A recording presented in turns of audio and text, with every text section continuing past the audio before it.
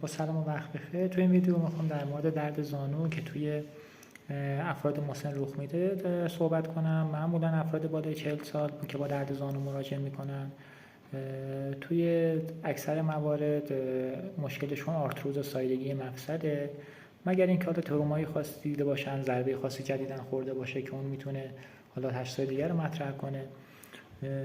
توی آرتروز زانو مشکلی که هست اینه که به مرور طی سالیان سال زانو دچار سابیدگی شده و این سابیدگی باعث میشه که مفصل دچار یک ناپایداری بشه، رباط‌ها و منیسکش هم دچار آسیب فرسایشی بشن و کم کم با هر فشاری که میاد، با هر فعالیت سنگینی میتونه تریگر باشه که دیگه شروع دردهای زانو، شروع دردهای مزمن از اونجا باشه، که حالا میتونه فرضاً یه زمین خوردگی باشه که دچار شکستگی نشه بیمار، ولی بعد از این که تایم نقاهت به پایان رسید همچنان درد زانو براشون بمونه و بگن ما مشکلی نداشتیم از الان ایجاد شد، در صورتی که مشکلشون از قبل بوده، فقط یه تریگر ایجاد شده که باعث دردشون مشخص بشه. توی معاینه برجستگی استخوانی حالا ناهموار به دست میخوره، یه افیوژن مفصلی به صورت تورم زانو هست، ناپایداری زانو هست، تورم سمت داخل مفصل زانو هست. اینا علائمشن. مریض میاد میگه من زانوم سفت شده، نمیتونم خوب تاش کنم، ذکر میکنه خمراست شدنش مشکله، ذکر میکنه که صدای تق تق میده زانو، میگه وقتی میخوابم اگه بالشی بین پاهام نذارم زانوام به هم بسابه درد شدید میگیره. شرح حالش رو بپرسید مشخص میشه یه تریگر جدید هم داره، مثلا میگه 1-2 هفته پیش کار سنگین انجام دادم، کار خونه کردم. اینا همه تریگری هستن که میتونه باعث بشه دردش از جایی به بعد مشخص بشه. خیلی وقتا اینا با یک کیست بیکر پشت زانوشون همراه برجستگی پشت زانو دارن، راه رفتن به سطح صاف مشکلی گاهن ندارن، اگه شدیدتر باشه اون مشکل رو دارن، وگرنه خیلی وقتا میگن از پله بالا پایین میریم، امکان زمین بشینیم نمیتونیم و نماز بخونیم نمیتونیم. توی این موارد اولین کار اینه که ما یه گرافی بگیریم که اولا مطمئن بشیم که آرتروز وجود داره و یه مشکل دیگه داخل مفصل نیست. اگر گرافیشون هم آرتروز رو ثابت کرد، بسته به شدت آرتروز درمان فرق میکنه.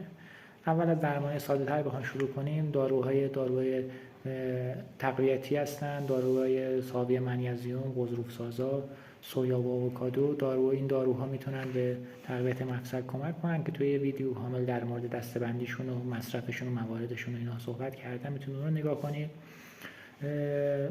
تقویت عضلات 4 سر ران که از طریق فیزیوتراپی یه سری ورزشی که به خودشون میدیم خیلی کمک کننده است. در موارد شدیدتر که اینا جواب نده میتونیم تزریق داخل مفصلی داشته باشیم که ساده ترینش تزریق کورتونه.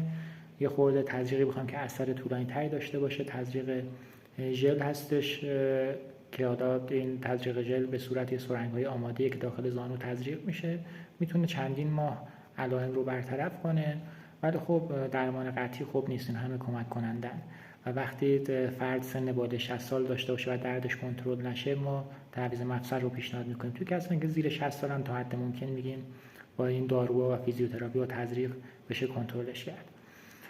یه تزریق پیشرفته‌اش هم تزریق PRP که خون رو از فرد میگیرن، داخل سانتریفیوژ PRP به دست میاد و داخل مفصل تزریق میکنن. این کمک کننده است برای برطرف کردن التهاب و تقویت مفصل که اینم داخل یه پست کامل توضیح دادم براتون. ولی تعویض مفصل رو بالای 60 سال که گفتم انجام میدم، به این خاطر که وقتی تعویض مفصل انجام میشه بین 5 تا 10 سال عمر مفیدشه، بعد از اون کم کم دچار مشکل و درد مجدد میشه. به این خاطر قبل از 60 سالگی میشه با این اقداماتی که گفتم انجام داد. یه سری اقدامات حمایتی هست شامل استفاده از دستشوی فرنگی، این که از پله زیاد بالا پایین نرن، کاهش وزن، اینا همه کمک کننده است که علائم کنترل بشه.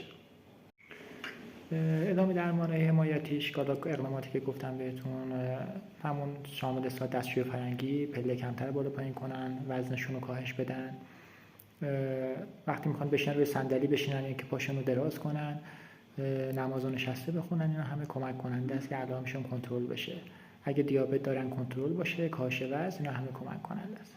حالا در مورد نوع فیزیوتراپی اینا میشه مفصل صحبت کرد و اینکه کارهای حمایتی دیگه، ولی در کل توی افراد بالای 40 سال شایع‌ترین علت آرتروزه. خیلی از بیمارا میان مراجعه میکنن میگن که برای ما ام‌آرآی بنویس، میخوایم بررسی با ام‌آرآی کنیم، ولی شایع‌ترین راه تشخیصش فقط گرافی ساده است. ام‌آرآی توی این افراد توی همه موارد یه آسیب مینیسک و رباط به صورت کم نشون میده، ولی خب نیاز به اقدامی نداره، چون ما عملیه ترمیمی رباط و مینیسک رو تو کسایی انجام میدیم که سن زیر 40 سال دارن، تو اونا نتیجه میگیرن. به این خاطر هم گرافی کافیه برای ارزیابیشون. حالا توی افراد جوان‌تر هم تشخیص‌های دیگه‌ای مطرحه، تشخیص کاملا متفاوته که اون رو توی ویدیوی دیگه میتونیم دوباره صحبت کنیم.